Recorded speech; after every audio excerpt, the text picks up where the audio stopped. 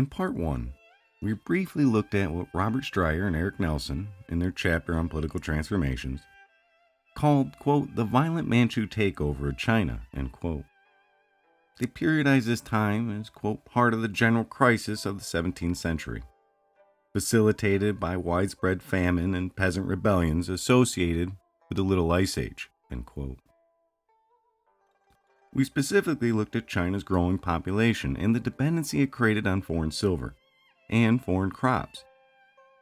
This, coupled with an expanding state-sponsored capitalism coming out of the West, and the further transformations that occurred, as Dr. Hammond sums up, quote, in the West, the end of the 18th, beginning of the 19th century, is a period where trends and developments that had been taking place were about to usher in a new age of expansion, of projection of power both in terms of trade and commerce, and in terms of military and political domination, end quote. In China, the nation would be facing problems both abroad and at home. As the 1700s drew to a close, so did Qianlong's reign. In a grand gesture, Qianlong stepped down as emperor on February 9, 1796, while his son, Xiaoping, assumed the title of emperor. Qianlong continued to wield authority until his passing.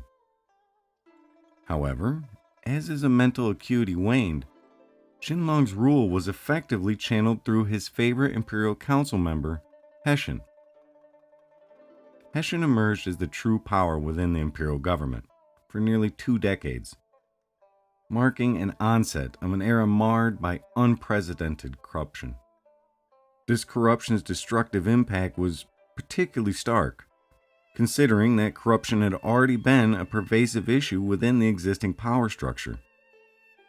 This became evident during the White Lotus Rebellion, a period characterized by upheaval and resistance.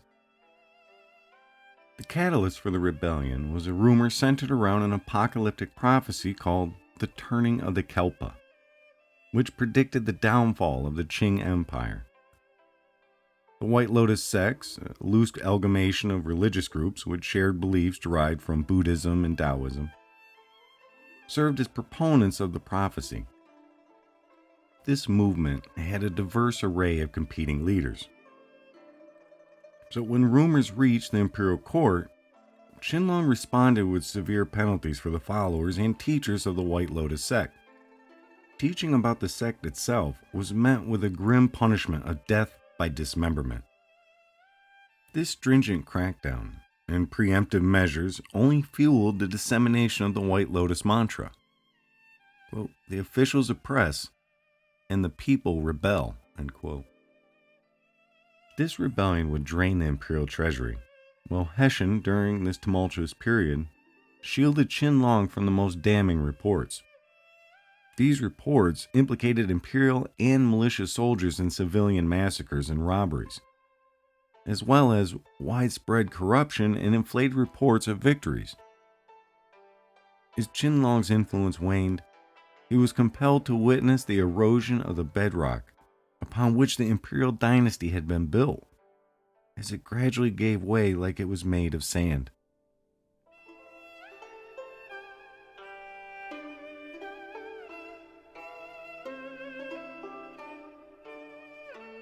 On top of the rampant corruption and rebellions through China, another problem exacerbated both issues. As Platt stated, quote, the combination of a growing population and a stagnating government also caused a crisis for hundreds of thousands of literate elites in the empire, who hoped to become officials. For more than 1,000 years, officials in China had been chosen for government work on the basis of anonymous examinations that tested their knowledge of the Confucian classics. The hope behind that system was that those who served in government would, by such means, gain their position purely by virtue of their own personal talents, rather than through family connections or the influence of wealth, end quote. Platt continued, for all the admiration of the Chinese examinations by outsiders, by the 18th century the system was beginning to fail. It had always been extremely difficult to pass exams, but as the population expanded in the Qinlong reign, there were far more candidates than before who wanted to take part in the competition, and proportionally, fewer government jobs with which to reward them, creating a glut of highly educated men with few career prospects. End quote. This situation made the whole process ripe for bribery and extortion.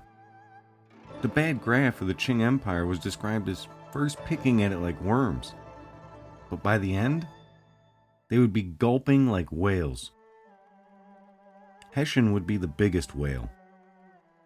Qinlong would die in 1799, and by then, the White Lotus Rebellion had cost the imperial government the sum equal to 2 years of the imperial government's revenue, or nearly 1 million taels of silver.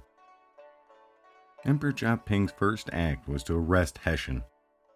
There would be a swift and public trial for him, and the Board of Punishments would sentence Hessian to death. He'd be allowed to strangle himself with a silk cord. This was considered a more honorable death than some of the other executions. But as Platt puts it, quote, in the trial and its aftermath, Hessian was in effect blamed for all the sins of the age, as if he alone had managed to drag the entire imperial bureaucracy down into the depths of self-interest and graft during the Qinlong's later years. End quote. Hessian was guilty on a scale that would be hard to match, though. Just for a rough idea on how much money he was taking from the Chinese people, we just need to look at his primary and secondary homes. His primary home was a sprawling mansion with over 700 rooms. His secondary was a little bit more modest at 620 rooms. It is almost impossible to calculate all the wealth Hessian accumulated.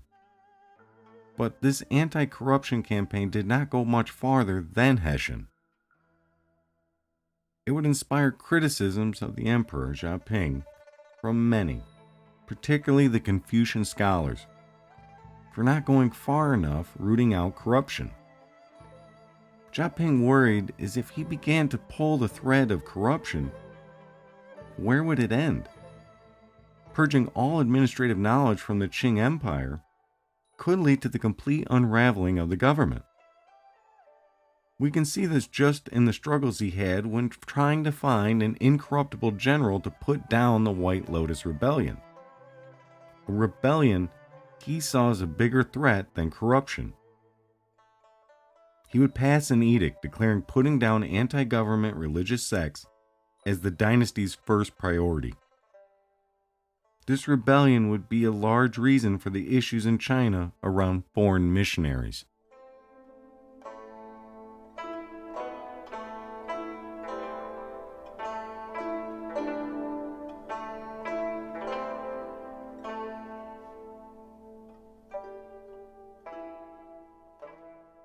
As the 18th century was drawing to a close, and the Chinese army found itself entangled in frontier conflicts, while also preoccupied with the White Lotus Rebellion, a captivating challenge emerged on the high seas.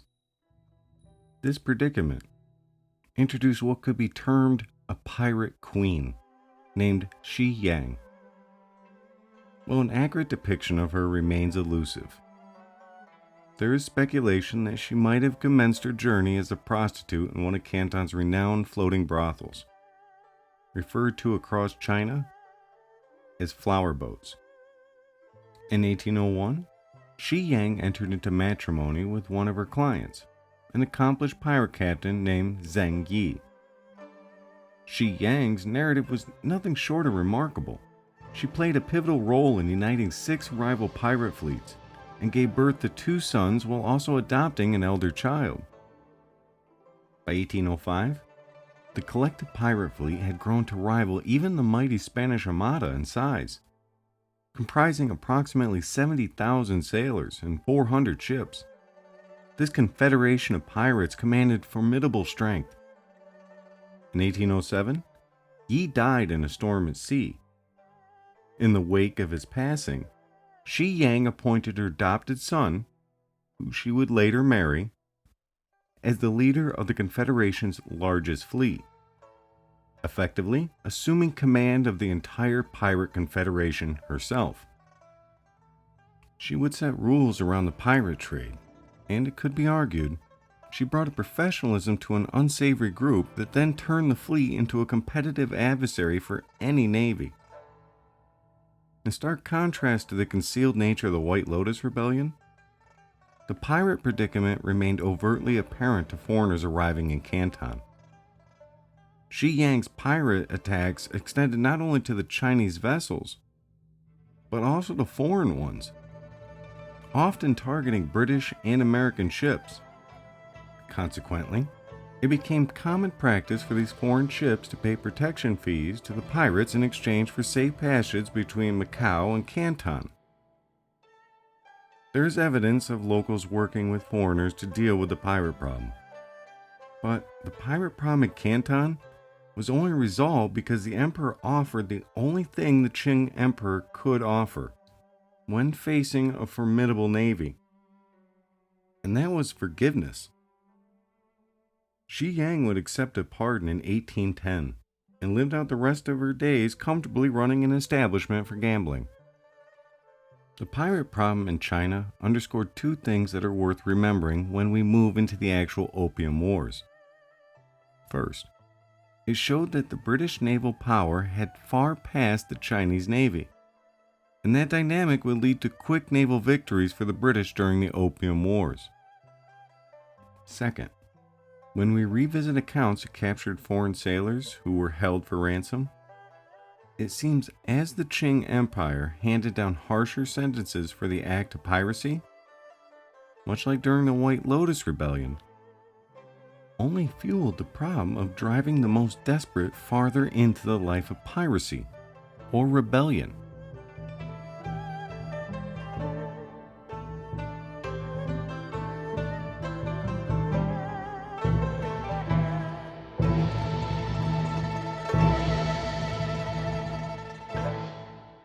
This balance of relief and punishment with the growing number of individuals suffering from substance abuse disorders was heavily debated in the Chinese imperial court.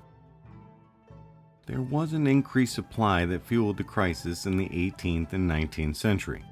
As Strayer Nelson put it, quote, "Opium did not become a serious problem until the late 18th century, when the British began to use opium, grown and processed in India, to cover their persistent trade imbalance with China. By the 1830s, British, American, and other Western merchants had found an enormous, growing, and very profitable market for this highly addictive drug." End quote.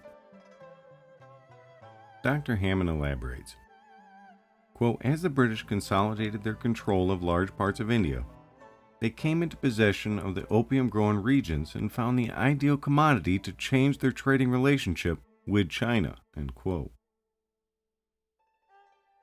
This commodity would shift the silver market in China from being the world's largest silver importer to now large amounts of silver leaving the country, causing a deficit.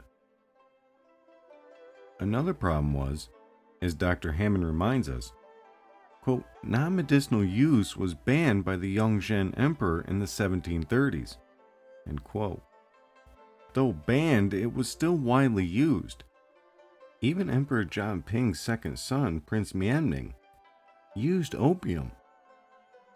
As Platt writes, quote, "In 1820, as the opium trade from British India was about to begin its inexorable rise, the Jianping Emperor died, and that same young connoisseur, now became known as the Daoguan Emperor, took the throne. His personal experience of the pleasures of opium did not, however, make him more indulgent towards the drug's use and sale. Rather the opposite." End quote.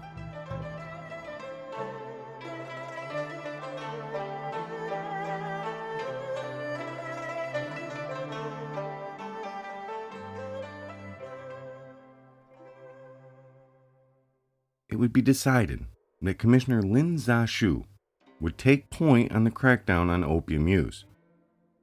In a massive public display, Lin Zexu would seize and destroy massive amounts of opium, as well as enforce punishments on the opium trade.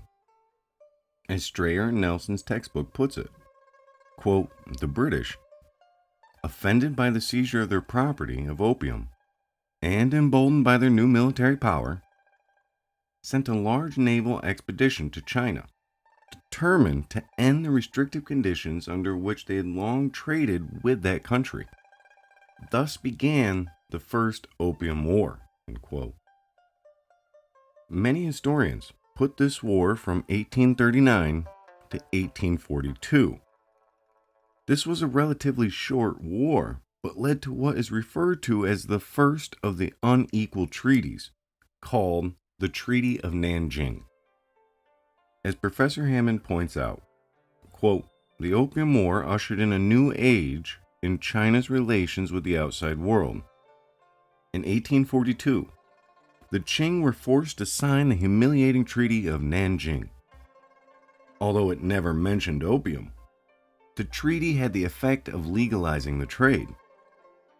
The treaty required the Chinese to open ports along the coast to British and other foreign traders, end quote. This treaty also allowed British merchants to trade without using the Hong merchants we discussed in previous lectures. On top of opening up trade, it also seceded Hong Kong Island to the British Empire and prohibited China from enforcing its own laws on British subjects in China. This is the principle of extraterritoriality.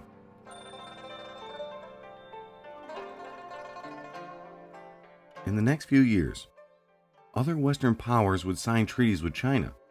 This included the United States. The problem in not formally legalizing opium would be an issue. As the United States State Department puts it, quote, in the 1850s, the United States and the European powers grew increasingly dissatisfied with both the terms of their treaties with China and the Qing government's failure to adhere to them.